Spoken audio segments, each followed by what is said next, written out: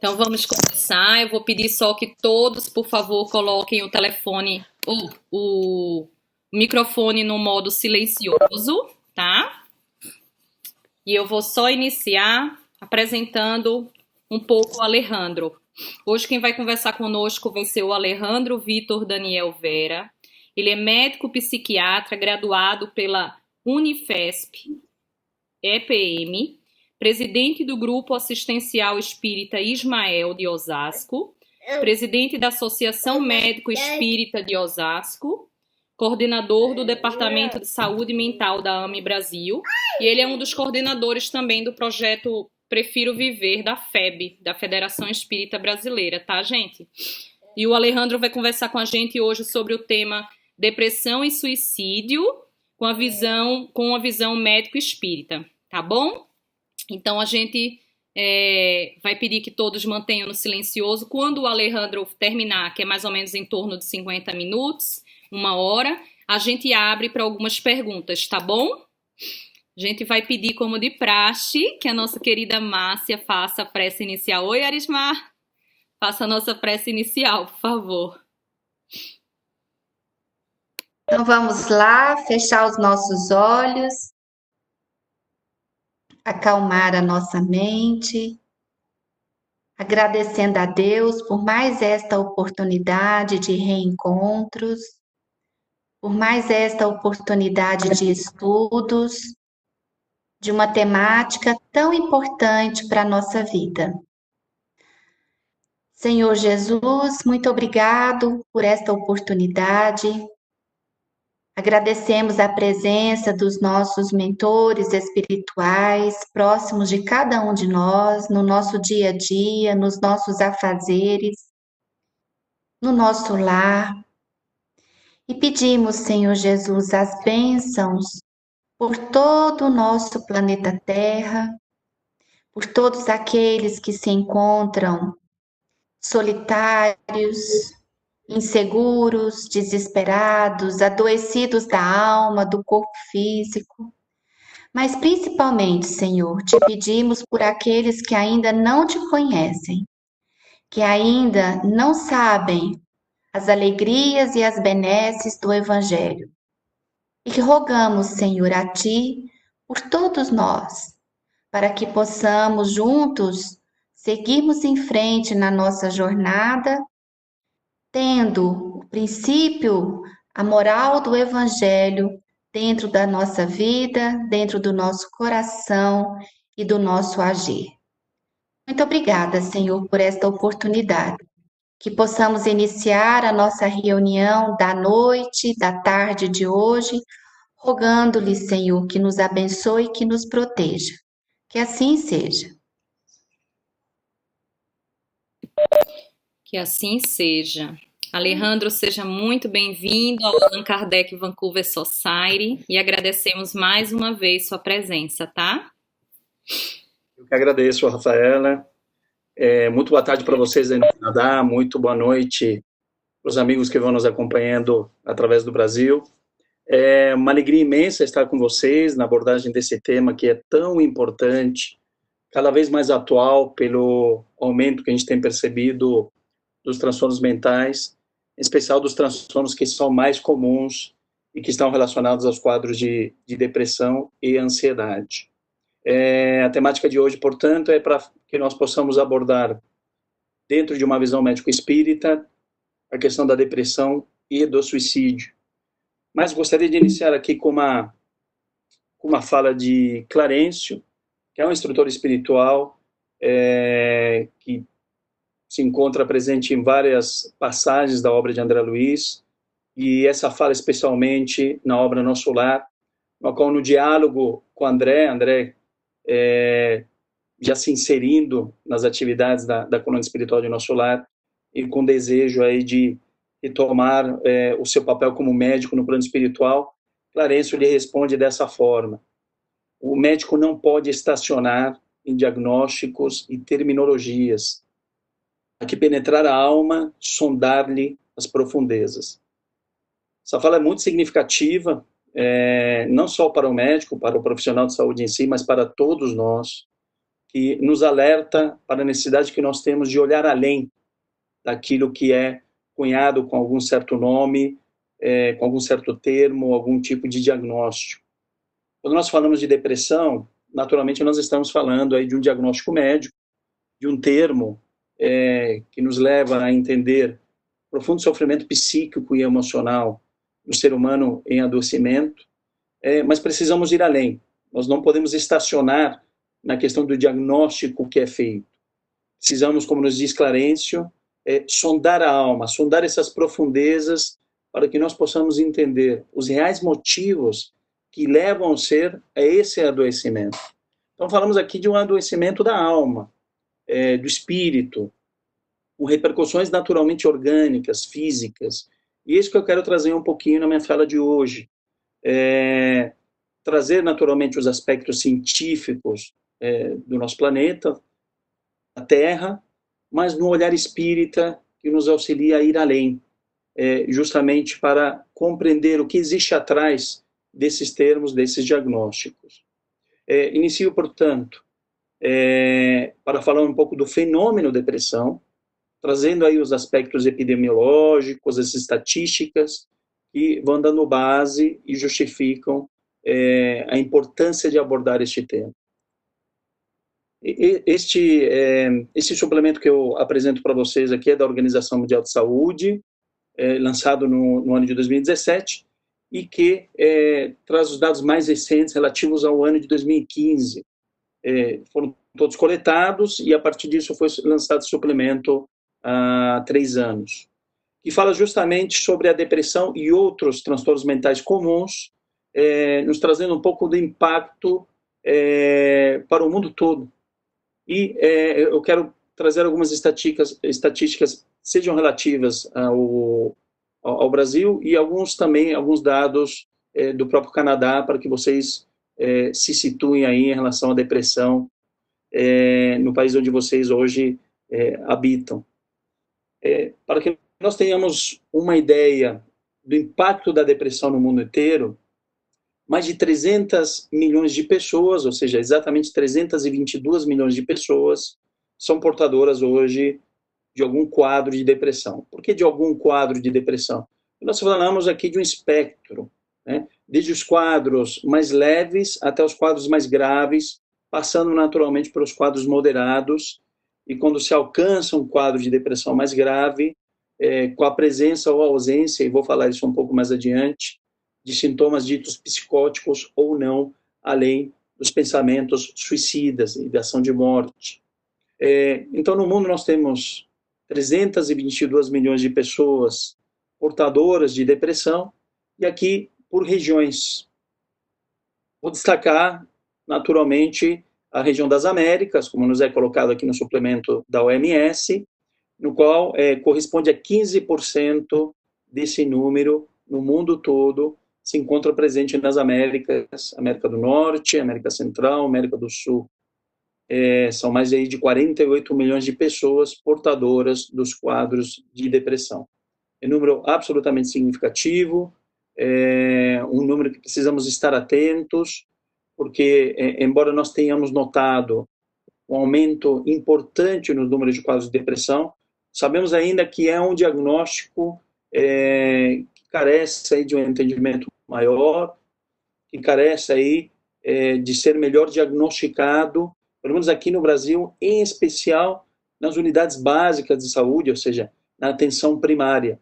Então, nós temos esse fenômeno de, por vezes, subdiagnosticar os quadros de depressão, sendo confundidos muitas vezes como sendo sinônimo de quadros de tristeza. Nós vamos perceber que a tristeza, enquanto uma emoção mais profunda do ser, é natural ao ser humano, mas não necessariamente significa que o indivíduo esteja deprimido. Por vezes, existem outros sintomas relacionados ao transtorno depressivo que não são bem observados, e aí esse diagnóstico ele não é realizado. Aqui dados um pouco mais específicos, e aí eu destaco tanto o Brasil quanto o Canadá. É claro que são países com populações em número absoluto bem diferentes. Nós temos o Brasil que passou já dos 200 milhões de pessoas, o Canadá próximo dos 38 milhões de habitantes, mas quando nós vamos observar, apontando aqui com a seta do mouse, o Brasil, em número de total de casos, passa dos 11 milhões de casos de quadros depressivos, enquanto o Canadá um pouco mais de 1,5 milhão de casos, que equivale às porcentagens indicadas aqui pelo apontador do mouse, quase 6% no que diz respeito à população brasileira e quase 5% da população canadense. Aí nos quadros de ansiedade, que são dois quadros, duas situações que andam muito juntos, né? Por vezes nós temos quadros depressivos mistos, ou seja, com sintomas ansiosos bem importantes. No Brasil, mais de 18 milhões de pessoas portadoras de quadros de ansiedade, transtornos de ansiedade, no Canadá um pouco mais de 1,6 milhão. O Brasil, na América do Sul, é o país com o maior número de casos, tanto de depressão quanto de ansiedade. E outro dado interessante que nos é trazido pela Organização Mundial de Saúde, nesse quadro aqui, apontando o impacto nas Américas, os anos que são perdidos pela discapacidade, pela disfuncionalidade que a depressão causa nas pessoas. Então, se nós observamos aqui no Brasil, nós temos um pouco mais de 2 milhões de pessoas que vão apresentando quadros crônicos recorrentes e tem um impacto muito importante ao longo da vida em termos de funcionalidade, tendo prejuízos nas questões sociais que envolvem o trabalho, o relacionamento familiar, envolvem os aspectos relacionados ao próprio núcleo da família, né, como coloquei, trabalho, enfim. O paciente que apresenta quadros recorrentes de depressão, ele tem prejuízos muito importantes. Hoje, nós entendemos, nós já sabemos que a depressão, nesse sentido, é a doença que mais causa dificuldades em termos de funcionalidade no mundo. Superou, por exemplo, as doenças cardiovasculares. Até o ano de 2010, as doenças cardiovasculares ocupavam esse primeiro lugar. Para sequelas consequentes a acidentes vasculares cerebrais, que são os derrames, infartos. Então, a sequela física desse adoecimento levava o paciente aí, portador de doenças cardiovasculares a ter um impacto social muito importante. O que se acreditava é que a depressão, em 2030, ocuparia esse primeiro lugar, desbancando as doenças cardiovasculares. Isso aconteceu 20 anos antes, em 2010. Então, esse número é muito importante, que vai causando também um impacto socioeconômico gigantesco para todo e qualquer país. No Canadá, como nós estamos vendo também, um pouco mais de 260 mil pessoas vão arrastando esse quadro de depressão ao longo da vida, trazendo esses impactos que eu já citei. Outros dados aí relacionados à epidemiologia, que é muito interessante, a questão da prevalência em jovens. Que, no geral, nós vemos os quadros de depressão e no nosso imaginário, vamos pensando que é algo muito mais direcionado ao adulto, ao idoso, e o que a gente tem percebido aí, com muita preocupação, é um aumento em crianças e jovens, adolescentes.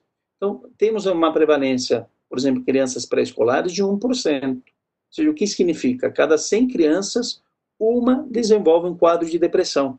Em idade escolar, 2%, 2 em 100. E adolescentes de 5% a 8%. O que acaba, naturalmente, trazendo um impacto muito importante no seu aspecto de desenvolvimento, já que, como bem sabemos, dentro da infância e da adolescência, além do crescimento, do amadurecimento neurocerebral, você tem a formação da personalidade, dos aspectos aí psíquicos, emocionais, que vem num processo de amadurecimento importante, desse espírito recém-encarnante, que necessita se fortalecer para que possa, aí, uma vez ingressando na idade adulta, enfrentar as situações, problemas que vão surgindo na sua vida para o seu crescimento, para o seu amadurecimento, para o seu desenvolvimento. E o outro ponto muito grave é a questão do suicídio relacionado aí aos quadros de depressão, que se estima em torno de 15% dos pacientes. Aqui, de uma forma em geral, seja nos mais jovens ou nos mais adultos, nos mais idosos, enfim, de uma forma em geral, estima-se que 15% dos pacientes portadores de quadros depressivos graves, esse ponto é importante, eu vou trazê-lo mais adiante, não falo aqui exatamente dos quadros de depressão leve ou mesmo moderado, mas dos graves, nós temos aí os índices de suicídio chegando aos 15%. E aqui eu quero falar, e vou aprofundar um pouco mais das questões relacionadas ao suicídio, para depois retornar ao quadro de depressão, trazendo os aspectos clínicos, os sinais e sintomas que vão se apresentando, de que maneira é feito esse diagnóstico, e o nosso olhar espiritual sobre esse adoecimento que impacta tantas e tantas pessoas no mundo todo.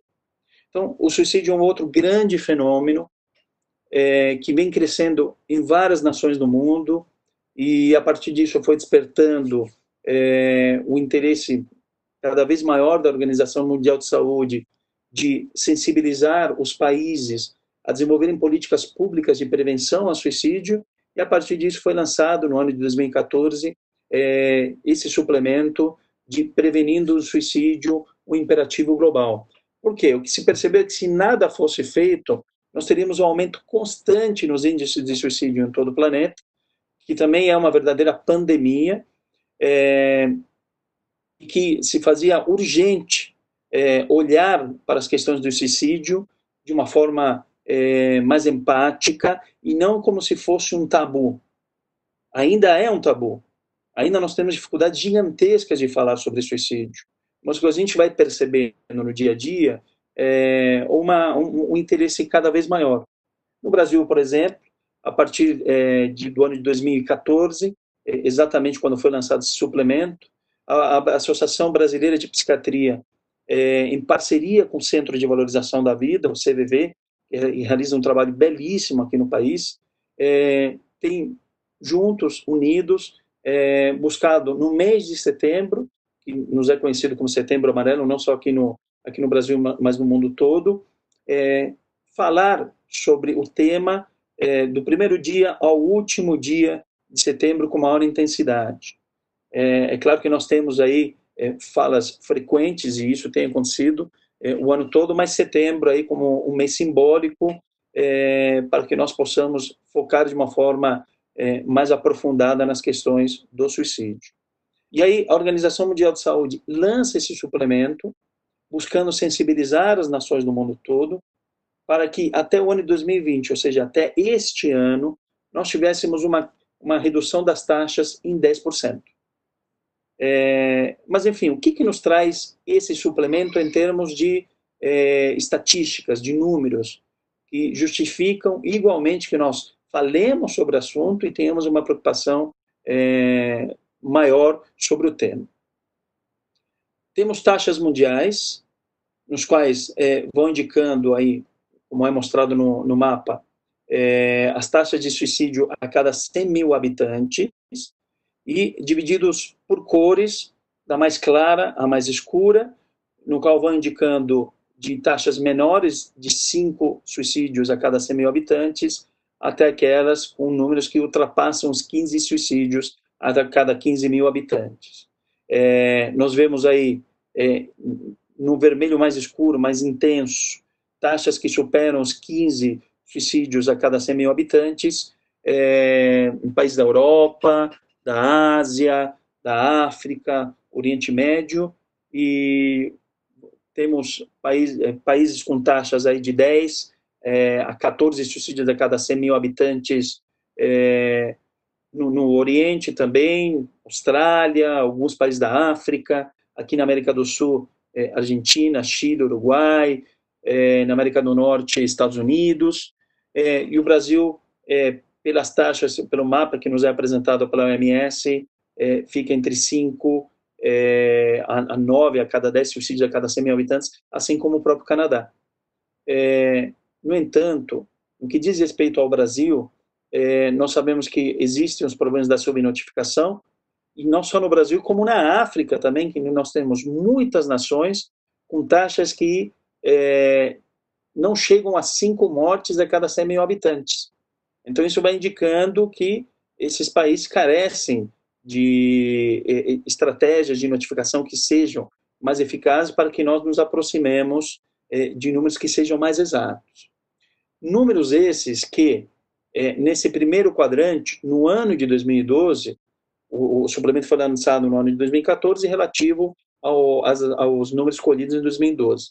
Nós tivemos mais de 800 mil mortes naquele ano, 804 mil mortes para ser exato, o que equivale a uma morte a cada 40 segundos. Esses dados eles são subestimados, que se acredita que esse número chega por volta de 1 milhão de pessoas por ano. E a preocupação da OMS era que, se nada fosse feito até este ano de 2020, esses números poderiam dobrar, ou seja, nós poderíamos estar chegando no número de 2 milhões de pessoas que cometem suicídio por ano.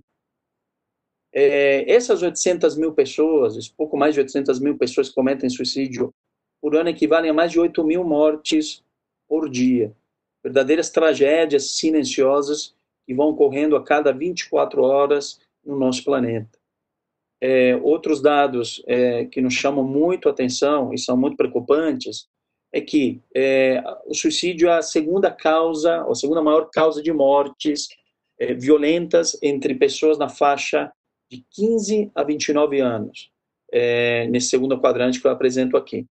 Isso considerando os dois gêneros, ou seja, tanto masculino quanto feminino.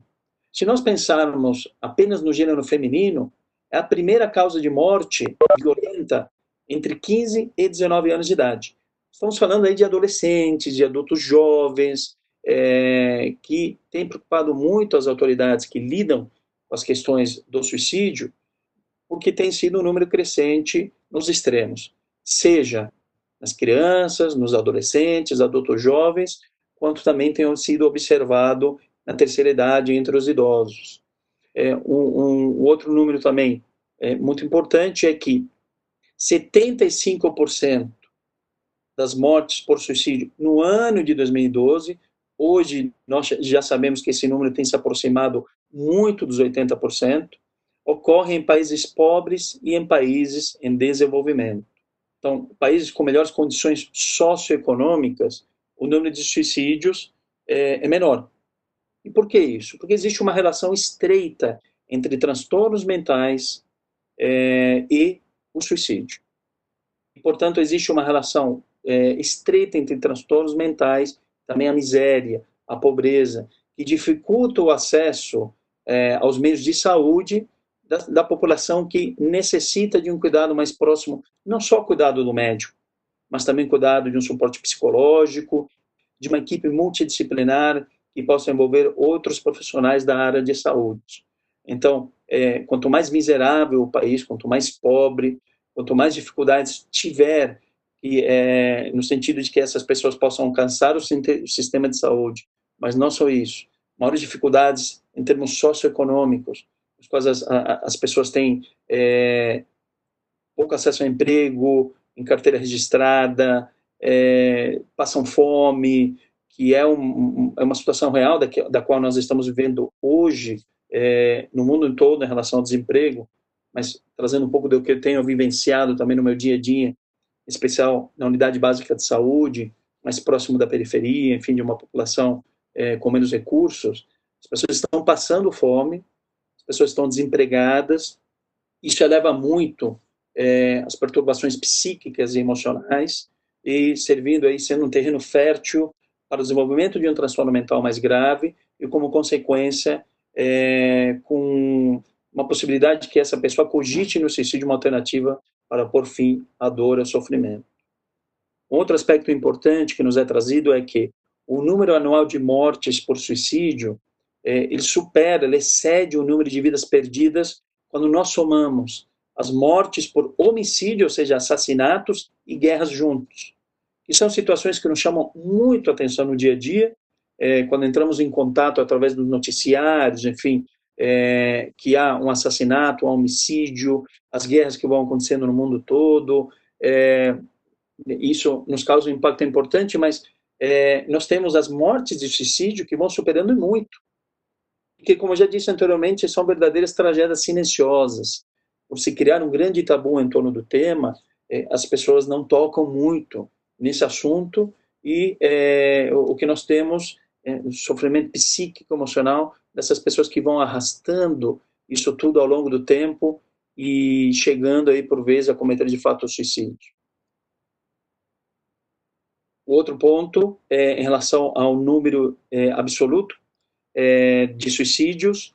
Nós temos aí os 3 primeiros países que lideram as estatísticas no planeta são a Índia, em primeiro lugar, com um pouco mais de 258 mil mortes no ano de 2012, a China em segundo, com mais de 120 mil, Estados Unidos em terceiro, e o Brasil ocupa o 8º lugar em números absolutos, com quase 12 mil mortes por ano através do suicídio.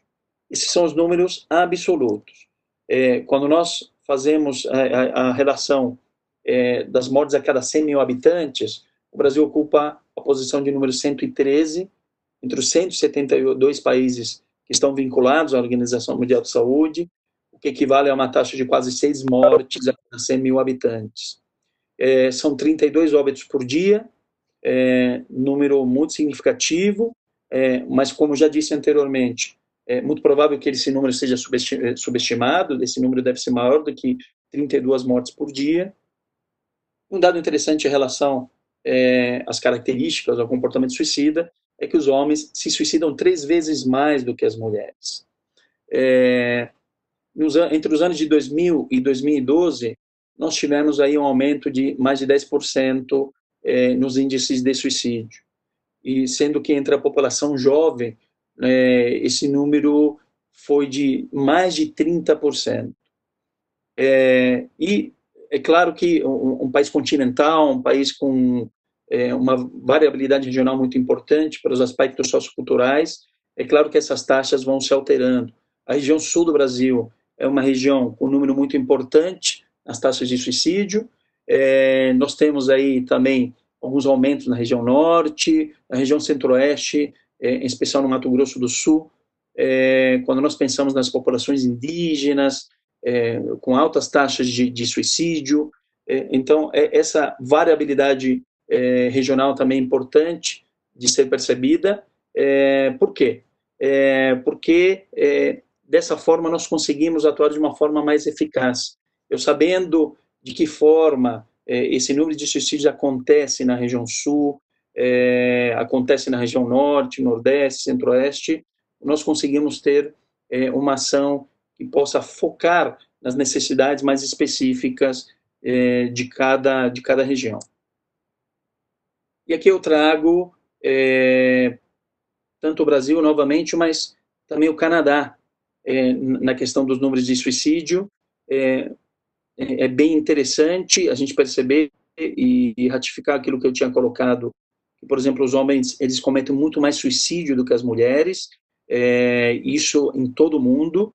Por exemplo, no Brasil eu falei que nós temos quase 12 mil mortes por ano, e quando nós vamos observar aqui a diferença por gênero, são um pouco mais de 9 mil mortes quando nós olhamos para o gênero masculino e mais de 2.600 mortes no gênero feminino.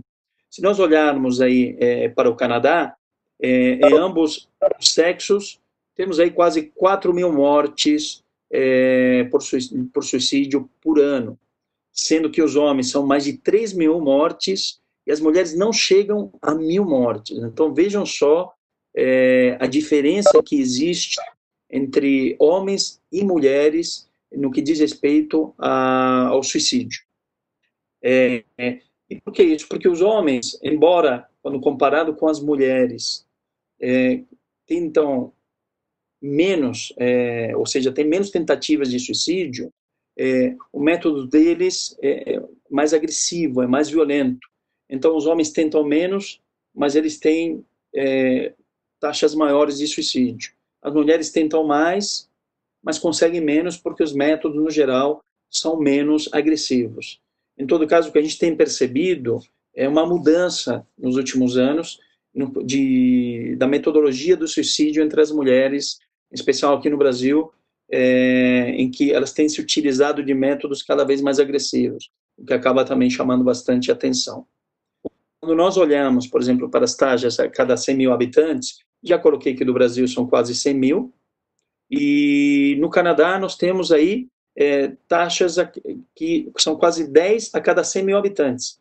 São taxas que superam o Brasil nesse sentido, taxas muito importantes, são relevantes, mas o Brasil, na questão do combate ao suicídio, nas políticas públicas de prevenção ao suicídio, tem sido claramente muito mais eficazes do que o Brasil. No Brasil, nós temos percebido o aumento das taxas gerais de suicídio, como eu já disse antes, em especial entre crianças e adolescentes, enquanto no Canadá, quando nós observarmos na última coluna as taxas aí comparados com os anos de 2000 e 2012, nós temos aí negatividade nas taxas de suicídio, um crescimento negativo. Então, é muito interessante, né? O quanto que, a depender das nações que vão investindo mais na questão da prevenção, você tem resultados, de fato, muito eficazes. Por exemplo, nas questões que envolvem os transtornos mentais. Para cada dólar investido em prevenção em transtorno mental, você ganha 4 dólares. Então, é óbvio que vale muito mais a pena você investir em prevenção do que você ter um olhar o quê? Apenas curativo, ou seja, eu vou tentar atuar no final da linha, quando o indivíduo já está adoecido, quando ele já desenvolve algum tipo de transtorno, é onde eu vou começar a atuar. Não, eu preciso atuar antes, preciso atuar em prevenção, porque prevenindo, eu vou ter uma taxa menor de suicídio, o que equivale a dizer que eu tenho taxas menores de transtornos mentais, ou seja, eles vão diminuindo também. E um quadro interessante agora, no que diz respeito às tentativas de suicídio, esse é um trabalho que foi feito no ano de 2009, por Bottega, pelo professor Neuri Bottega, um psiquiatra aí, que lida com as questões do suicídio aqui no Brasil e no mundo, uma referência, no qual ele nos mostra que para cada pessoa atendida no pronto-socorro por tentativa de suicídio, nós temos outras 3 que ainda não chegaram no pronto-socorro, 5 que estão pensando em pôr fim à vida através do suicídio, e 17, ou melhor, 5 que planejam, 17 que têm pensamento de morte, que têm ideação suicida. Então, é uma pirâmide no qual, quando eu recebo no serviço de emergência aquele que tentou o suicídio, nós temos aí quase 2 dezenas por trás de que estão pensando em pôr fim à vida através do suicídio. Agora, quais são os fatores associados à questão do suicídio? Fatores sociodemográficos que são extremamente importantes. Sexo masculino, como fator de risco, né? Entre aspas, já que nós percebemos que os homens de fato se matam mais. Adultos jovens, idosos, estados civis viúvo, divorciado, solteiro, em especial homens. As questões de gênero, orientação homossexual, bissexual, é um grupo que comete mais suicídio também. As questões relacionadas à religião, ateus, mesmo quem tem religião, quando nós comparamos, por exemplo, os protestantes tradicionais em relação aos católicos, os judeus, também cometem mais suicídio. Nós temos um estudo também que foi feito aqui no Brasil, mas que não foi dado continuidade, em que vai mostrando, quando nós comparamos espíritas, católicos e evangélicos, o espírita ele tem, pelo menos nesse estudo, mais ideação suicida, mais pensamento de morte do que católicos e protestantes. E outros grupos étnicos minoritários também aumentam os fatores de risco para as questões relativas ao suicídio. Transtornos mentais talvez seja o mais grave deles, já que nós sabemos que mais de 90%, 92% das pessoas que cometem suicídio têm alguma doença que poderia ter sido diagnosticada e tratada. Então, teoricamente, seriam 92% de suicídios que poderiam ser evitados se esse indivíduo tivesse algum tipo de tratamento, nós tivéssemos aí uma equipe multidisciplinar atuando de forma bem eficaz para tentar evitar com que o indivíduo coloque fim à própria vida. Os outros 8%, enfim, alguns suicidólogos, que são os especialistas no tema, chegam a falar em 98% de transtornos mentais diagnosticáveis. Os outros aí entram num quadro mais nebuloso, que teoricamente não tem um transtorno mental que seja aí também compreendido, diagnosticável, mas sem dúvida assim, são espíritos aí em profundo sofrimento, né? Com grau de sofrimento psíquico, emocional muito elevado, que os leva, claro, a cometer suicídio. E entre os transtornos mentais, o que nós temos, em primeiro lugar, os chamados transtornos de humor. Os transtornos de humor encerram os quadros de depressão grave e transtorno afetivo bipolar. Temos quase 36% das pessoas que cometem suicídio eram portadores de um quadro de depressão mais grave.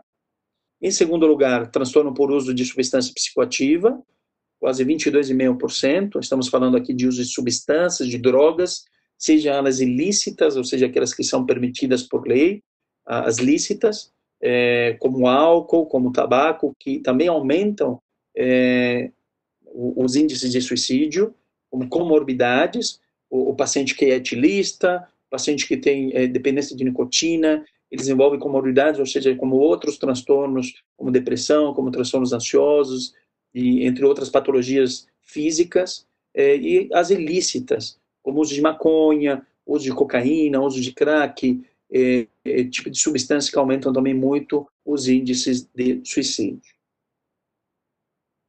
Em terceiro lugar, transtornos de personalidade, de uma forma muito simples, né?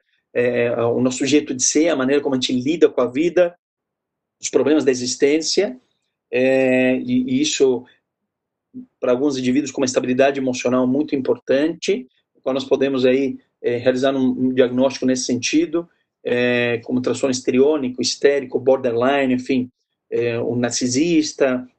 São indivíduos que são portadores de transtornos de personalidade, nos quais nós também temos aumento muito importante nos índices de suicídio. E em quarto lugar, isso para que nós ficamos nas 4 primeiras posições aí dos pacientes que cometem suicídio e são portadores de algum tipo de transtorno mental, temos a esquizofrenia, que é uma síndrome psicótica grave, crônica, que também eleva muito os índices de suicídio.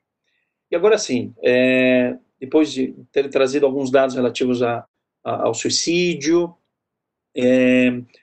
as estatísticas, enfim, o impacto social disso, volto aí às questões do quadro de depressão, mas reiniciando minha fala, para que nós possamos olhar para a depressão, como nos traz Joana de Ângeles, quando nos diz que o ser humano é organizado por complexos elementos que transcendem a uma análise superficial, exigindo seguro aprofundamento nos seus elementos constitutivos.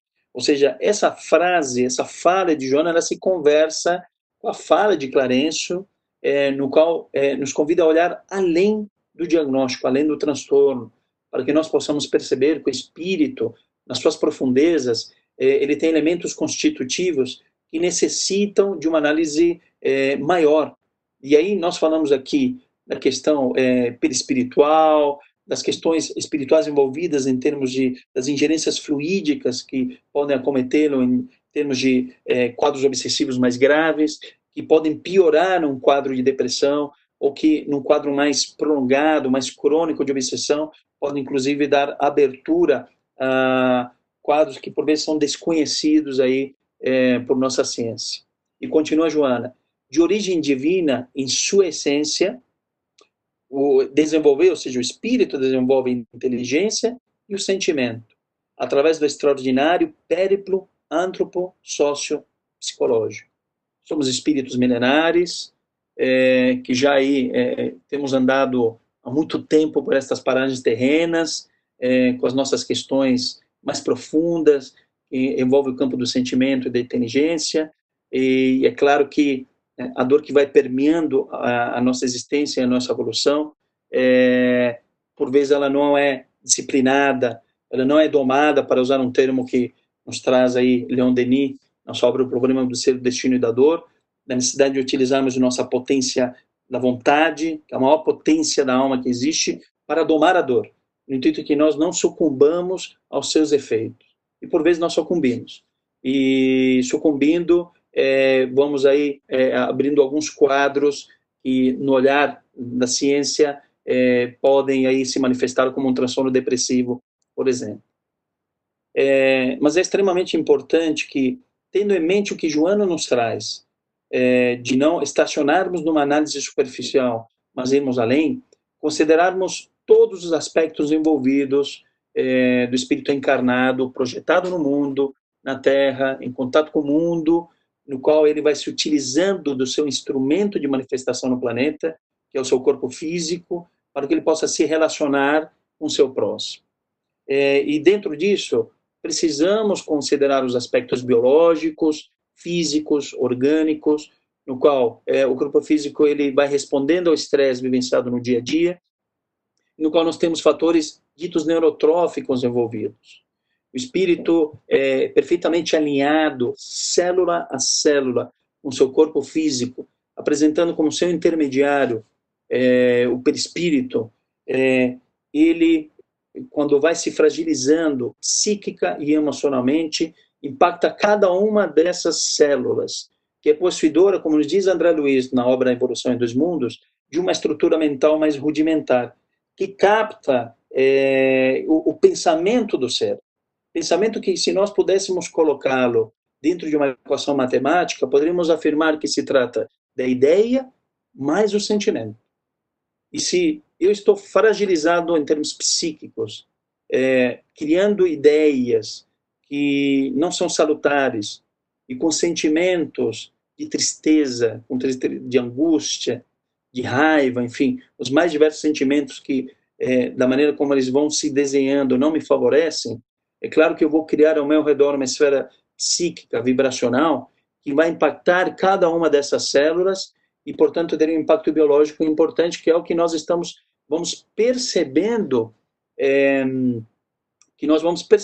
naquilo que a ciência nos traz hoje, indicando que a depressão é uma doença sistêmica, uma doença que impacta o corpo físico, podendo trazer prejuízos na organização do sistema nervoso central, ou seja, do cérebro, impactando a parte cognitiva, que envolve atenção, que envolve concentração, que envolve memória, e que envolve outros aspectos cerebrais, inclusive prejudicando a neuroplasticidade do cérebro ou o nascimento de novos neurônios, pela liberação de substâncias que são ditas inflamatórias. Então, nós temos um impacto biológico, físico, corporal muito importante.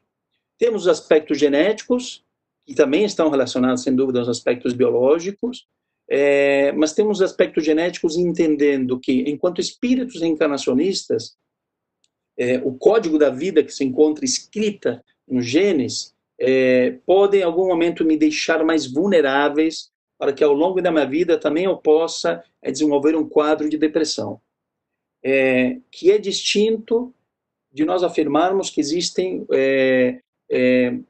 uma herança em relação a isso, ou seja, meus pais foram portadores de quadros depressivos ou de outros transtornos mentais, eu posso afirmar que pelas questões genéticas eu vou ter 100% de probabilidade de desenvolver um quadro de depressão? Não, claro que não.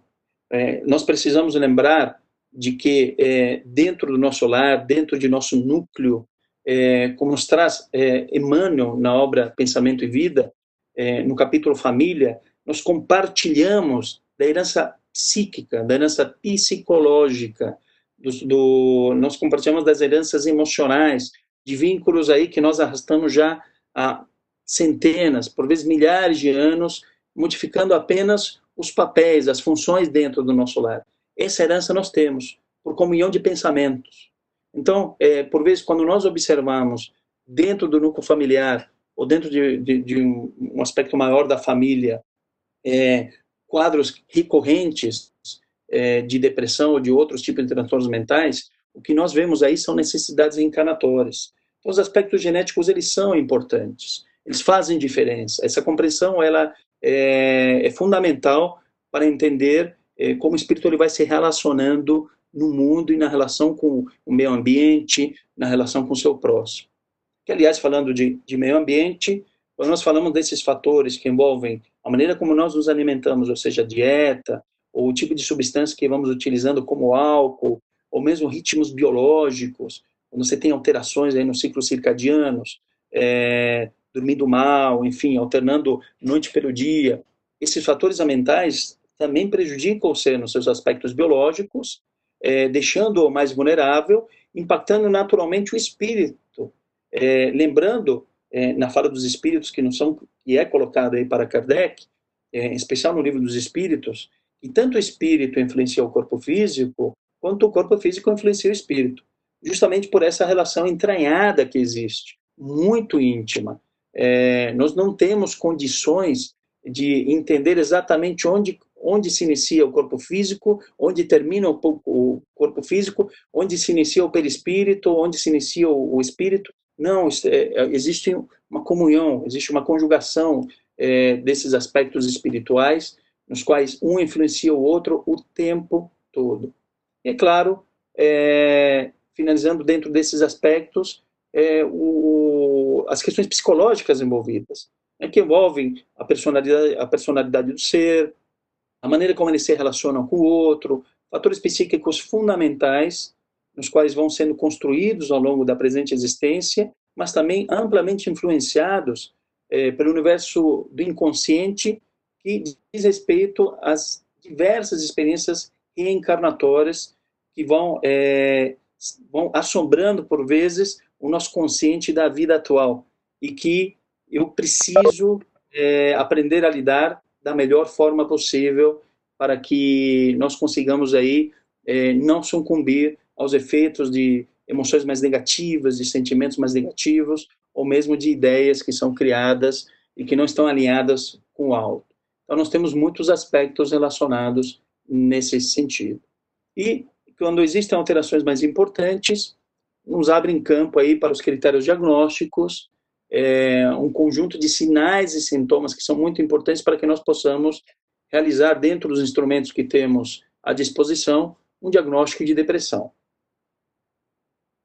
Lembrando, assim, que diferente de outras áreas da medicina, nós não temos nenhum exame de sangue, nenhum exame de imagem, enfim, nada mais concreto a utilizar para que me possa aí servir de base para a realização do diagnóstico. O nosso instrumento diagnóstico é a anamnese, é conversa com o paciente, é o exame psíquico, é a avaliação do seu estado mental. Tudo isso me auxilia a fechar um diagnóstico de depressão, que envolve de sintomas dizendo respeito ao humor deprimido, ao desânimo, perda de interesse, alteração do sono e do apetite. As pessoas podem dormir de mais ou de menos, podem comer de mais ou de menos. Essas alterações elas acontecem com relativa frequência. Anedonia, que é a falta de prazer nas atividades, o qual ele já vinha fazendo anteriormente. Questão da fadiga, um cansaço importante, uma sensação de perda de energia, pessimismo, baixa autoestima, a concentração prejudicada, relacionado muito à atenção, à questão da memória, que envolve os aspectos cognitivos que eu comentei anteriormente.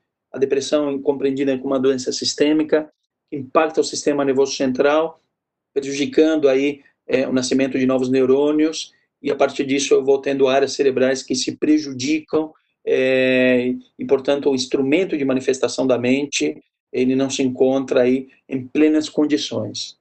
E o pensamento de morte ou suicídio é um elemento extremamente importante, porque aí já me leva a pensar num quadro de depressão grave, já que, de uma forma bem básica, nós podemos dividir a depressão em depressão leve, moderada, grave, e a grave vai se caracterizar, assim, por pensamentos de morte ou suicídio, ou mesmo sintomas psicóticos, tendo alucinações, tendo delírios, como já citei lá no início, que também é um elemento de gravidade de um quadro de depressão. Além de uma agitação psicomotora, ou mesmo um retardo, você vai percebendo que a pessoa fica um pouco mais acelerada, ou ela fica mais apática, ela não se move, enfim, são todos critérios que, somados, me auxiliam a realizar um diagnóstico em depressão. Para todas essas questões, nós precisamos aí lidar, como já disse antes, em relação ao suicídio, com a prevenção. É muito mais eficaz eu atuar em prevenção do que eu me preocupar apenas com os efeitos disso tudo lá na frente. Vou falar no final das questões do tratamento, mas quando nós falamos, por exemplo, de prevenção, que podem ser aí direcionadas de diversas formas, a espiritualidade, sem dúvida, é um dos principais pilares que existe, juntamente com a família. Quando nós falamos de fatores protetivos em relação ao suicídio, por exemplo, o principal pilar que existe é a família, e a seguir a espiritualidade. Tendo um núcleo familiar de muito afeto, de muito respeito, de relações salutares, é claro que esse indivíduo que lá está, ocupando ele, esse espírito, o corpo de uma criança, o corpo de um adulto, ele se encontra muito mais protegido, ele cresce num ambiente no qual ele vai se desenvolvendo em termos psíquicos, emocionais e mesmo neurobiológicos, de forma tal a conseguir lidar com as situações, problemas da vida muito mais eficaz. É um espírito que se torna muito mais resiliente, um espírito que se fortalece para as lutas da vida, para que ele possa alcançar, ao final da sua existência, aquilo que ele veio almejar no seu processo reencarnatório. Então, o pilar da espiritualidade, ele é fundamental nisso. Eu trago aqui alguns estudos que são de uma obra chamada Espiritualidade no Cuidado com o Paciente, do Dr. Harold Koenig, dos Estados Unidos, uma das maiores autoridades mundiais no tema, e ele nos trouxe aí mais de 100 estudos do século XX, no qual ele vai percebendo que 2/3 deles, ou seja, 65% desses estudos observacionais, indicaram baixas taxas de transtornos depressivos ou menos sintomas depressivos quando nós comparamos pacientes mais religiosos e menos religiosos. O Dr. Harold Koenig também faz essa coleta aí, de estudos com alguns artigos relacionados ao suicídio, e ele vai percebendo que os pacientes que se vinculam a algum processo religioso, no geral, eles têm menos ideação, menos pensamentos de morte, ou cometem menos suicídio, do que aqueles que não são religiosos. Então, esse é um estudo bem interessante que ele vai realizando, e que vai nos mostrando a importância da espiritualidade em nossas vidas. Além disso, ele mostra que 68% desses estudos, quanto maior a religiosidade, menor a gravidade do quadro que acaba se instalando quando se percebe que a pessoa deprimiu. Afinal de contas, todos nós podemos, em algum momento de nossa vida, sofrer aí, psíquica e emocionalmente, ao ponto de desenvolvermos um transtorno depressivo, um transtorno ansioso, mesmo que nós estejamos abraçando algum processo religioso. Mas abraçando a religião, vivenciando a espiritualidade, no geral, esses quadros são bem menos graves. Os tratamentos são mais curtos, eles são mais eficazes. Ele nos traz ainda que pacientes que receberam intervenções religiosas se recuperaram mais rapidamente do que aqueles que receberam intervenções não religiosas ou nenhum tipo de intervenção. Então, eu posso manter, aliás, não só posso manter, mas como eu devo manter o tratamento médico, o tratamento psicológico, e se eu conseguir complementá-lo, aliá-lo a alguma intervenção religiosa, e como nós sabemos, dentro da casa espírita, temos aí chamada terapia complementar espírita, aliás, tem esse nome porque ele complementa, ele não exclui, né? Complementando o tratamento médico, a intervenção religiosa, ele vai mostrando que o paciente se recupera mais rapidamente do que aqueles que receberam outros tipos de intervenções, além das médicas, ou nenhum tipo de intervenção. Outros estudos muito interessantes dizem a respeito às chamadas emoções positivas, como alegria, esperança, otimismo. Então ele coletou 100 estudos e mostrou que a maioria deles, 79, indicaram maior bem-estar, maior satisfação em viver ou felicidade, que são aspectos fundamentais para aqueles que, de alguma forma, cogitam em pôr fim à vida através do suicídio, ou mesmo para que nós possamos atuar de forma preventiva em relação aos quadros depressivos.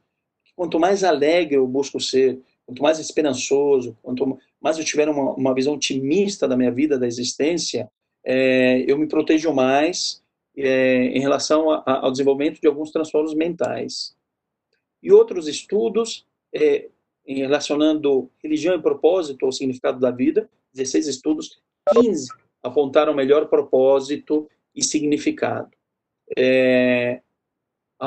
Talvez o maior problema que nós vivemos na atualidade é o vazio existencial, a falta de sentido em relação à nossa vida, e entendendo que a religião pode nos auxiliar a desenvolver esse significado de vida, a ter melhor propósito, é fundamental que nós possamos abraçar e vivenciar a espiritualidade e levá-la isso às pessoas, que nós possamos, em especial, levar isso às nossas crianças, aos nossos adolescentes, para que desde muito cedo eles consigam se perceber enquanto espíritos imortais e entender que estão projetados no mundo para algo que é muito maior, que vai muito além das dores, dos sofrimentos que por vezes nós vivenciamos, como meios aí de impulsionar o ser a sua perfeição relativa perante Deus.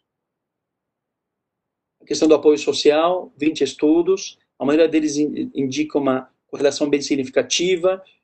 Quando eu faço parte de uma instituição religiosa, eu tenho uma melhor rede de apoio, ela é mais qualificada e ela é mais durável do que outras fontes não religiosas. Daí a importância de nós também nos vincularmos às instituições, em especial no que diz respeito aqui às instituições religiosas, como nos traz Harold Koenig.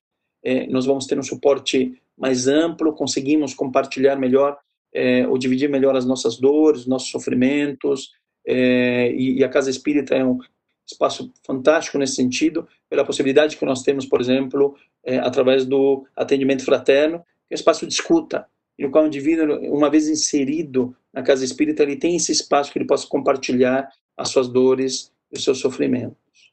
E a questão do tratamento, já caminhando para o final. Quando nós falamos de depressão enquanto uma doença, enquanto um transtorno, nós precisamos lançar mão da chamada farmacoterapia, ou seja, da medicação, do remédio. Nós vimos que existe um impacto biológico muito importante, e é claro que eu vou necessitar de algum instrumento que possa auxiliar o nosso corpo físico a buscar se manter minimamente equilibrado. Eu não posso abrir mão do remédio. O remédio ele tem a sua função, ele é importante e é um dos pilares de uma terapêutica mais ampla relacionada ao tratamento do quadro depressivo. É o único pilar? Obviamente que não, né? A psicoterapia é um caminho interessantíssimo, muito importante, no qual me auxilia a olhar para as profundezas da alma, observar os aspectos que se encontram enraizados e que servem como focos de incêndio, no qual eu comparo como um terreno em chamas. As labaredas do incêndio são sinais e sintomas, angústia, tristeza, humor deprimido, ideação suicida. Os focos do incêndio são as questões profundas da alma que me levam a esse adoecimento. A psicoterapia se mostra muito eficaz nesse sentido, me possibilitando que eu, como espírito imortal, consiga olhar para essas questões mais íntimas e trabalhá-las ao longo do tempo.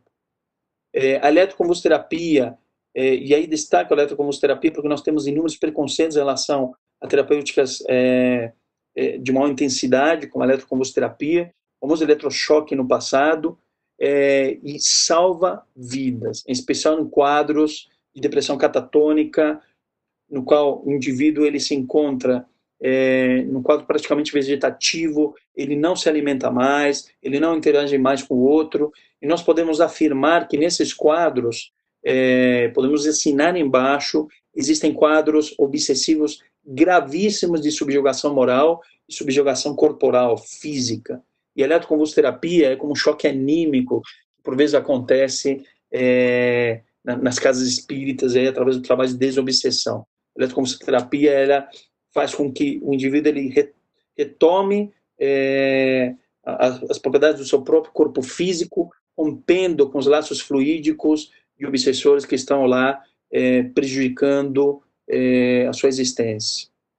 Outras terapêuticas complementares, temos a homeopatia como uma terapêutica muito eficaz, temos muitos estudos envolvendo o yoga, enfim, acupuntura, meditação de uma forma geral, se mostram também muito eficazes.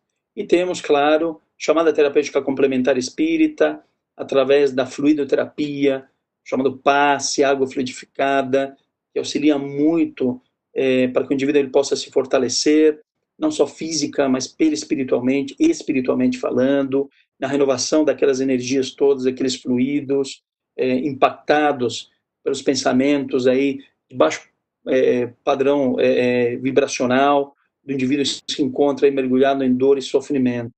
Os trabalhos mediúnicos, quando necessários, trabalhos de desobsessão, que podem complementar toda e qualquer terapêutica, auxiliam muito, em especial quando se percebem quadros obsessivos graves, que envolvem paciente portador de depressão, ou mesmo aqueles que cogitam por fim a vida através do suicídio.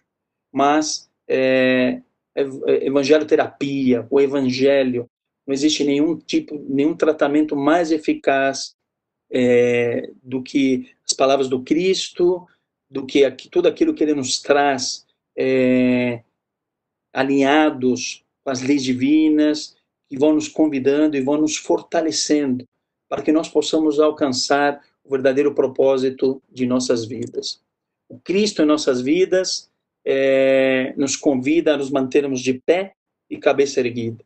As suas palavras, que são palavras de vida eterna, nos convidam à transformação íntima, nos convida à renovação do ser, nos convida a entender na dor e no sofrimento uma lei de equilíbrio e de educação do indivíduo, e nos convida a voarmos como águias, como nos diz Herculano Pires, outro filósofo do Espiritismo, em que ele nos coloca que as lutas da vida não têm como objetivo angelizar o ser, dentro da ideia que por vezes nós temos do indivíduo, do ser ou do anjo, uma figura frágil, mas tem o intuito de virilizar o espírito para que possa alcançar o voo das águias e não esvoaçar das borboletas.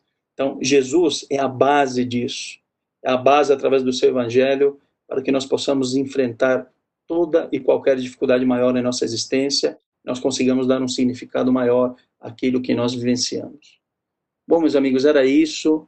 É um tema muito complexo. A gente poderia falar horas e horas aqui, fazer um grande seminário de cada um deles. O suicídio ainda tem várias outras variantes, mesmo os quadros depressivos, enfim. Mas espero ter colaborado de alguma forma, nem que seja despertando o interesse do tema. Muito obrigado. Alejandro, a gente te agradece demais, com certeza, esclareceu muitos pontos. E a gente queria agora abrir para as perguntas. Alguém gostaria de fazer alguma pergunta? Tinha uma pergunta do Rodrigo lá atrás. Se me permitem, deixa eu só ler aqui a pergunta dele. Só um instante, deixa eu voltar aqui. Quando a pessoa que está passando dificuldades econômicas busca ajuda médica, isso ocorre mais de maneira espontânea, entre parênteses, por conta própria, ou através de alguém que intervém em favor da pessoa que está depressiva? Aí depende muito. O que a gente observa, por exemplo, quadros depressivos graves, por vezes você tem alguém que intermedia essa busca, porque o paciente ele não se sente encorajado a buscar algum tipo de tratamento. Nós temos um ponto que é muito importante, que é os preconceitos gigantes que existem em relação à saúde mental. E aí no que diz respeito ao psicólogo e psiquiatra especificamente. Pelo menos aqui no Brasil, o que a gente vai percebendo é assim, que quando você encaminha alguém para o psicólogo, é quase uma sentença de morte. O psiquiatra, então, nem se fala.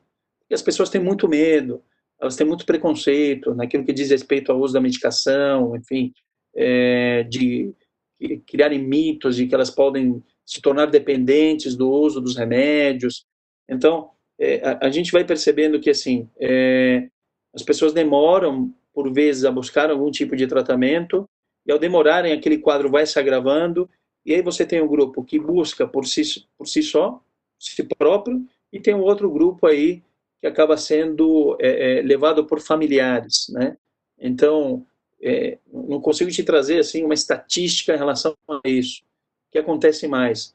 Só que o que eu vejo, pelo menos tanto na unidade básica de saúde quanto no particular, é que você tem os dois grupos.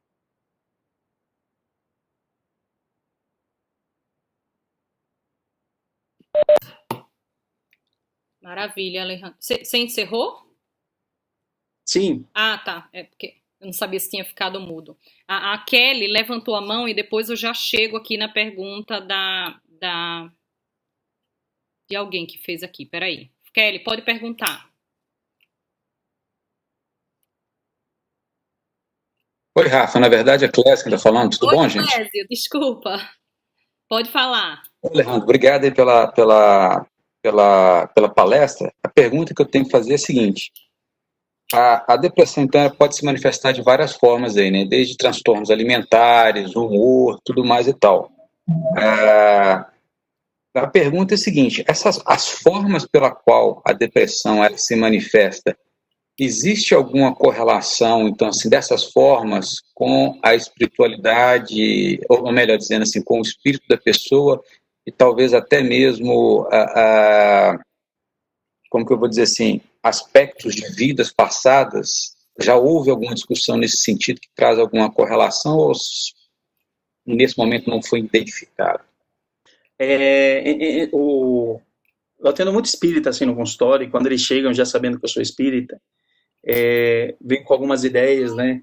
Já me colocando o seguinte: doutor, meu problema é espiritual? Eu ouço muito isso.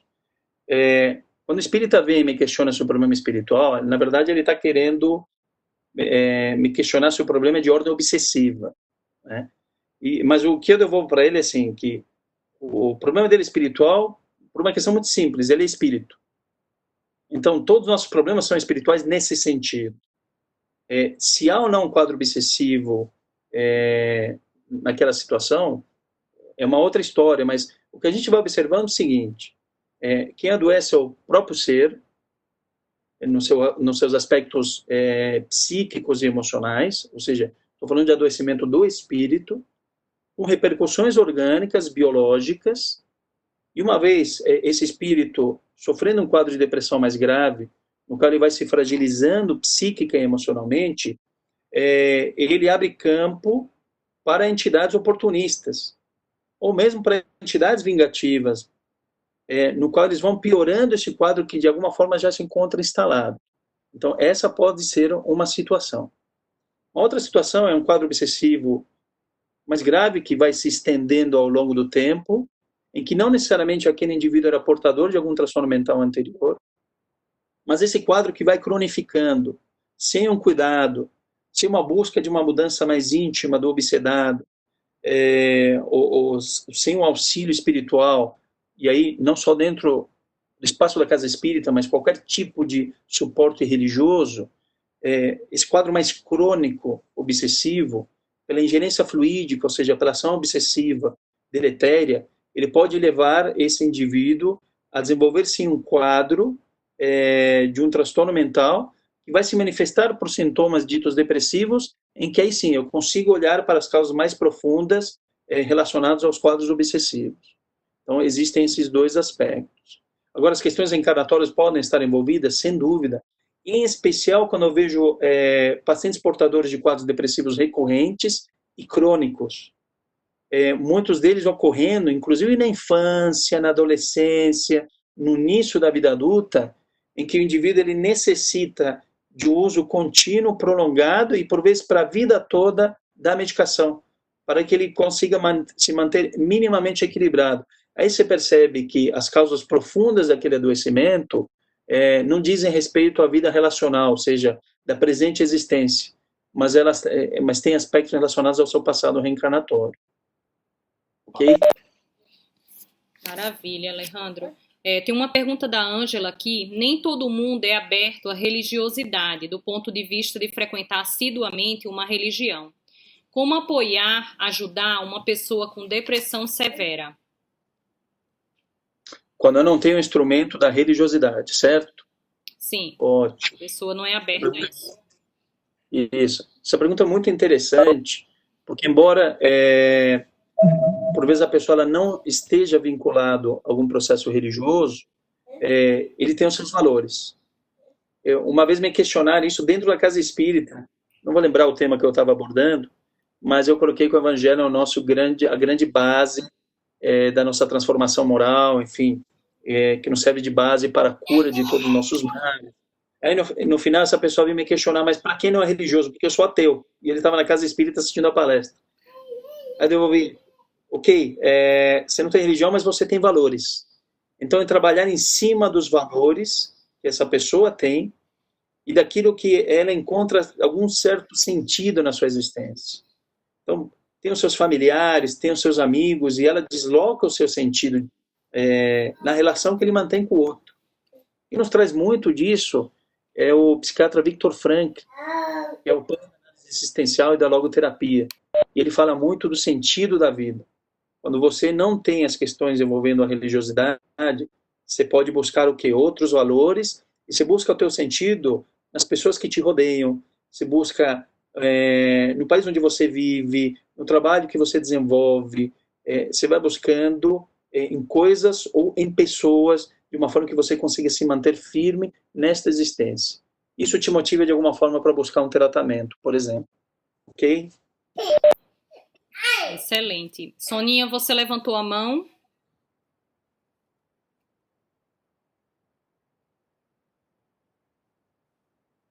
Não?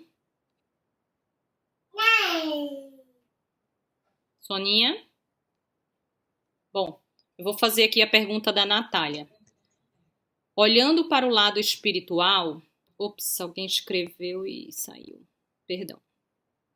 Olhando para o lado espiritual, um espírito que desencarna através do suicídio tem algum atenuante por sofrer uma doença mental, sabendo da influência que o corpo também tem no perispírito e espírito? Sim, sem dúvida, rapaz. Essa pergunta é excelente. Porque nós espíritas, por vezes, transformamos os umbrais em verdadeiros infernos e colocamos a Deus como alguém extremamente punitivo.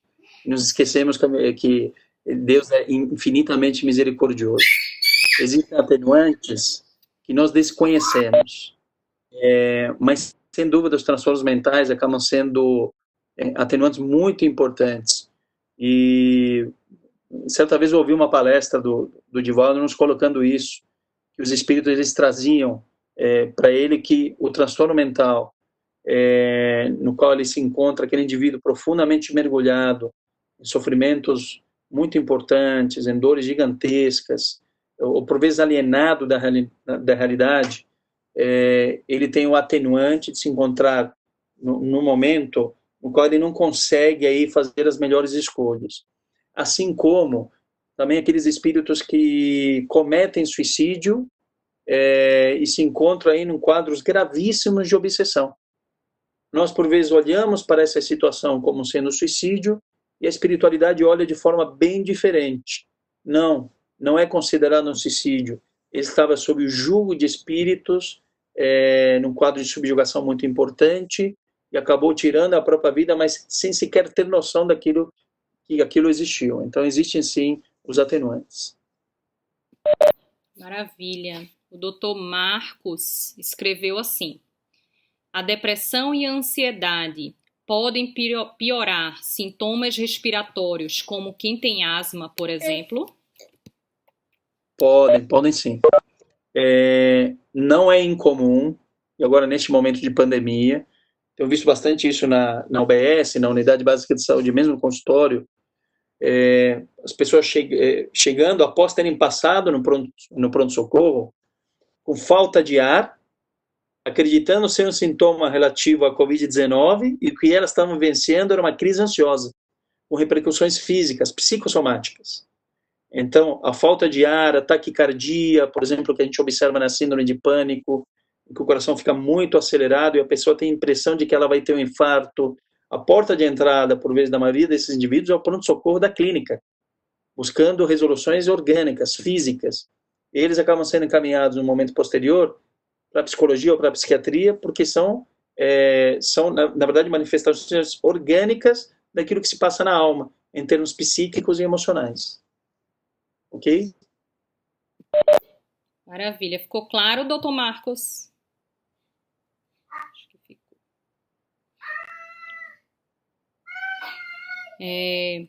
Temos uma pergunta. Ficou, muito obrigado. Muito obrigado, doutor Alejandro.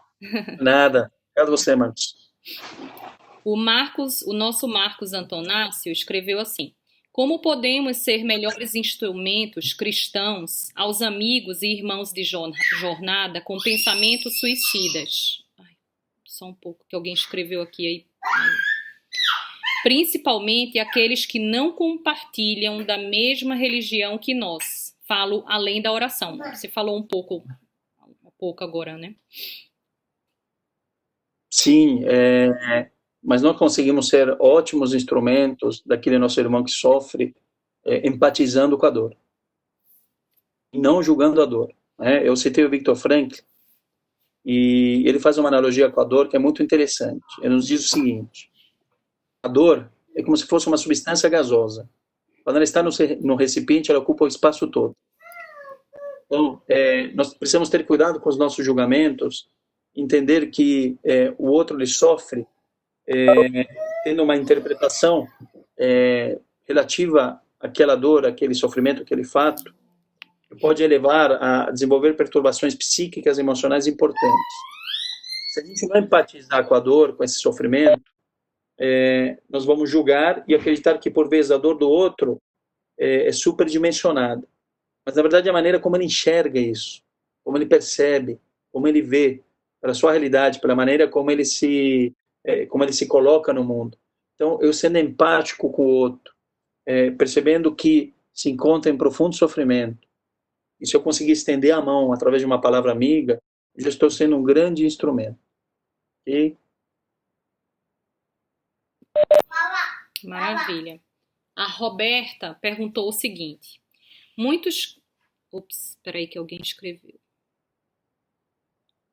Muitos casos de depressão, ansiedade e suicídio estão relacionados com traumas do passado. Só um instantinho, que quando o pessoal escreve, foge. Do passado, acho que ela está querendo dizer dessa mesma existência, na nossa infância. Como o espiritismo pode nos ajudar a ressignificar esses traumas? Ótimo. Ótimo, porque assim, quem sabe hoje, pelas neurociências, que a maioria dos transtornos mentais que vão surgindo na adolescência, no início da vida adulta, elas se iniciam na infância. E nós vamos lembrar, dentro daquilo que o Espiritismo nos traz, através de algumas obras como o próprio Livro dos Espíritos, que mergulha na questão da infância,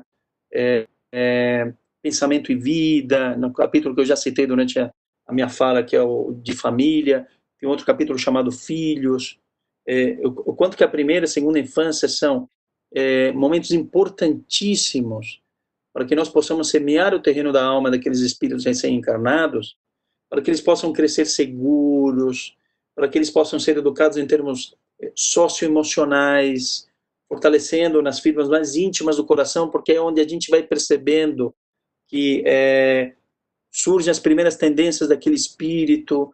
Então, ele está acessível a uma educação moral mais ampla, a renovação de atitudes que vão se solidificar quando? Na adolescência. E de uma forma muito pejorativa, a gente vai falando que é a aborrecência, né? É o aborrecente. Na verdade, é o espírito que alcança o período da adolescência, que é o despertar da glândula pineal, que é chamada vida mental, onde nos coloca Alexandre, Missionários da Luz.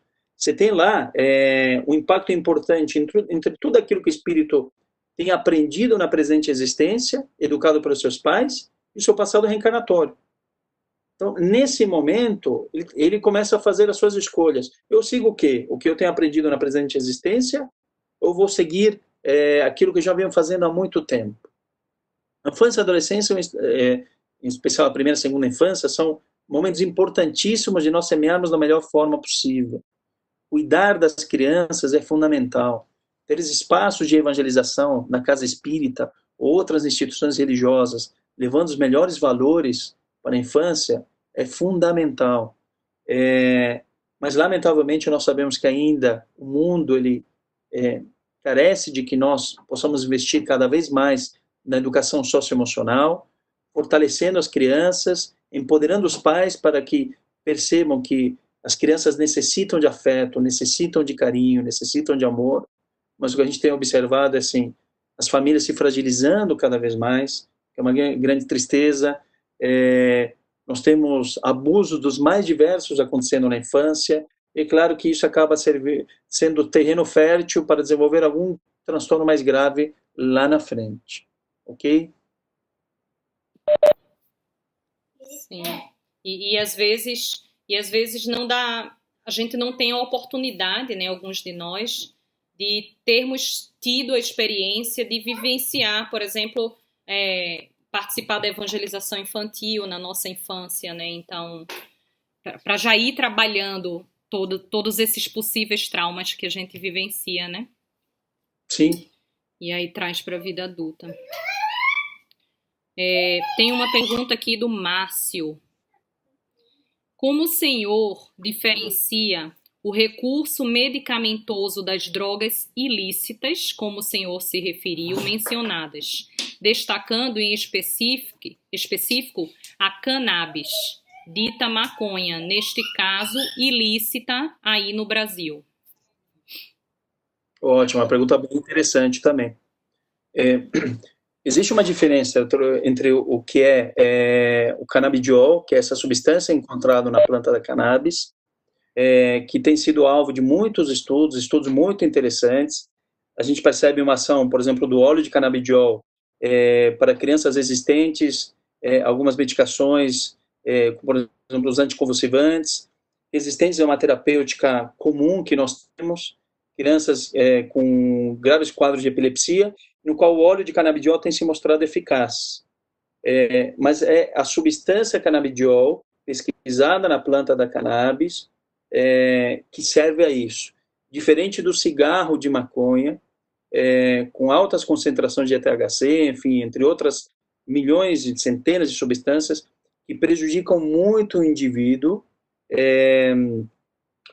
propiciando com que em algum momento ele possa vir a desenvolver quadros muito graves psíquicos. Por exemplo, hoje nós sabemos bem que a maconha fumada aumenta, em média, 30% a maioria dos transtornos mentais, sejam dos quadros depressivos graves, sintomas psicóticos, quadros ansiosos, e mesmo a ideação e planejamento suicida. Então, uma coisa é a maconha fumada, outra coisa é o canabidiol, que tem sido pesquisado, inclusive dentro da área da psiquiatria, tanto para quadros depressivos e ansiosos, quanto para os sintomas psicóticos de um paciente portador de esquizofrenia. Mas são estudos muito iniciais. Eu não posso afirmar ainda que a maconha fumada em si, ela pode trazer algum tipo de benefício, porque, de fato, pelos estudos científicos, ela não traz. O Márcio só complementou aqui. Gratidão pela resposta relacionada aos medicamentos e cannabis. Seria legítimo afirmar que tenhamos aí uma escassez de estudos sérios, uma vez que aqui no Canadá se legalizou o uso dessa substância. E os estudos confirmam o baixo potencial nocivo em condições normais de uso recreativo. E inclusive, se destaca o potencial terapêutico para diferentes doenças, incluindo depressão. Eu já atendi alguns pacientes que utilizaram maconha apenas uma vez, e, portanto, você poderia identificar isso como sendo um uso recreativo. E nessa vez que usaram, já desenvolveram sintomas psicóticos. Nós vamos lembrar que André Luiz dizia a Chico o seguinte, que toda e qualquer substância utilizada amplia a nossa sensibilidade mediúnica. Toda e qualquer substância utilizada. Isso também envolve substâncias aí permitidas por lei aqui no Brasil, como álcool, a nicotina, aí no Canadá, como vocês estão trazendo, além do álcool, nicotina, o próprio uso da maconha, e eles ampliando a nossa sensibilidade mediúnica, é claro que a gente fica mais vulnerável à ação de entidades obsessoras que podem se utilizar daquele momento e nos trazer prejuízos importantes também, além do impacto físico, orgânico, biológico. Então, é claro que o que a gente vai percebendo também, em alguns países que vão legalizando o uso das substâncias, que há outros interesses além dos interesses científicos. É uma discussão que vai longe, né? Mas os trabalhos que nós conhecemos dentro do campo da ciência aumentam, na verdade, os transtornos psiquiátricos. Sim. Obrigada, Alejandro. Uma última pergunta da Marina para a gente encerrar o encontro de hoje. Está sendo tão esclarecedor para a gente. A Marina perguntou assim: o senhor falou em transtorno emocional bipolar. Como diferenciar esse transtorno mental de simples variação de humor? Como podemos ajudar? Isso, o transtorno afetivo bipolar. Isso dá mais um seminário aí, umas 2 horas de fala. Não é fácil, gente. Ó, vou dizer para vocês aqui, pelos dados que a gente tem aqui no Brasil, o paciente portador de transtorno afetivo bipolar, ele demora em média 12 anos para ser diagnosticado. 12 anos, né? Vou trazer de uma forma muito simples, assim, o transtorno afetivo bipolar, ele vai se caracterizar por oscilações marcantes de humor, que nós chamamos de mania e depressão, e o estado de mania é aquele estado no qual o ser, ele apresenta agitação psicomotora, aceleração de pensamento, fala corrida, pressão para falar, insônia é muito importante, pode ficar dias sem dormir, com uma sensação de muita energia, querendo fazer coisas durante a madrugada, gastos excessivos, aumento da libido, e aí se relacionando com vários parceiros. Esse quadro de mania, no qual também podem existir sintomas de psicose, como alucinações e delírios, é muito fácil, entre aspas, de fazer o diagnóstico, porque está muito claro no quadro de mania, e quando você observa isso e o paciente ele deprime logo em seguida, você fecha o diagnóstico, é transtorno afetivo bipolar, que seria o transtorno afetivo bipolar tipo 1, o clássico, o mais conhecido. Mas você tem, dentro dos diagnósticos que são realizados por muitos teóricos, o transtorno tipo 2, tipo 3, tipo 4, tipo 5, em que você tem variações assim, quase infinitas. E fazer diagnóstico é difícil, porque aí você pode confundir, por exemplo, uma crise ansiosa com um quadro de, não de mania, hipomania, que seria algo um pouco menor do que isso. O paciente fica mais acelerado, mais agitado, e se a gente não tiver cuidado, você fecha um diagnóstico de transtorno bipolar para alguém que tem um transtorno de ansiedade. Por outro lado, você pode fechar o diagnóstico de depressão para quem é portador de transtorno afetivo bipolar. Você demora 12 anos para entender que, na verdade, a patologia dele era outra. E que o tratamento não é o antidepressivo, é o estabilizador de humor, de uma medicação que a gente utiliza, como lítio, como valproato, enfim. Então, a coisa vai longe quando a gente discute transtorno bipolar. Não é um diagnóstico de ser fácil. E aí daria, como eu falei, mais 2, 3 horas a gente conversando sobre o tema. Maravilha, Alejandro. A gente agradece demais por encerrar esse ciclo nosso dos encontros de palestrantes aos sábados, que começou com os queridos Arismar e Márcia. E a gente vê a importância que independente do que a gente tenha, que a gente esteja vivenciando, pode ser que tenha parte espiritual, mas é muito importante o acompanhamento médico ao mesmo tempo. A gente não pode negligenciar em hipótese alguma, né? Porque senão a gente pode, se desencarnar por algum desses motivos, chegar lá como suicidas, como o André Luiz chegou, né? Porque a gente está negligenciando. Então, sempre, independente do que a gente esteja vivenciando, a gente tem que procurar primeiramente a parte física. E aí vai para o apoio na casa espírita, né, com o passe, com o assistir às palestras, que é primordial, né, para os nossos tratamentos, o culto do Evangelho no lar. E aí a gente faz um trabalho em equipe, né, como a gente fala no nosso atendimento fraterno. Então a gente agradece... Sim. Exatamente. Então a gente agradece demais, Alejandro, por encerrar esse ciclo aqui conosco. Foi muito, muito esclarecedor e foi uma alegria para a gente. E uma alegria também ter os queridos Arismar e Márcia conosco, nos acompanhando em praticamente todas as palestras que fizemos nesses últimos 2 meses de recolhimento, né? Que acrescentou tanto também. E a gente queria saber, vocês queriam falar alguma coisa? Oi, a Rafaela, é uma alegria para a gente. Nós vamos sentir falta desses sábados à noite, viu? E só lembrando que em breve nós já teremos o Prefiro Viver traduzido no inglês, né, Alejandro? Está sendo feito o trabalho já, o pessoal do TSS em Toronto, isso, tem nos ajudado, né? E então vai ser uma alegria muito grande para a gente poder espalhar o Prefiro Viver em todo o globo, né? Tendo o inglês aí como base. Excelente, excelente mesmo. Isso é muito importante, né? E gostaríamos de saber, Alejandro queria falar mais alguma coisa? Eu quero agradecer, para mim é sempre uma alegria poder abordar esses temas, né, porque a gente tem tanto preconceito, como eu coloquei, em relação às questões relativas à saúde mental, e poder levar esses esclarecimentos para mim é uma grande satisfação. Então, muito obrigado, Rafaela, obrigado a todos os amigos aí que acompanharam esse nosso momento. Meu grande abraço para Ismar, Márcia, meus queridos irmãos de Brasília também, uma alegria tê-los por aqui, e sempre à disposição aí quando precisar. A gente agradece demais. Arismar, você poderia fazer a nossa prece de encerramento? Queridos amigos, irmãos,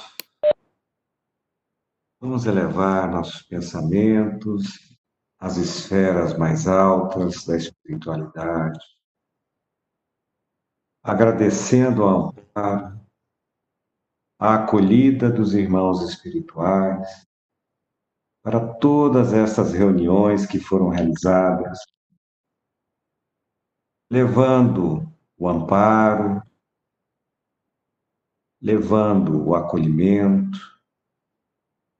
o conforto às nossas almas, não só nos dias de dores que enfrentamos, mas os recursos aos dias por vir.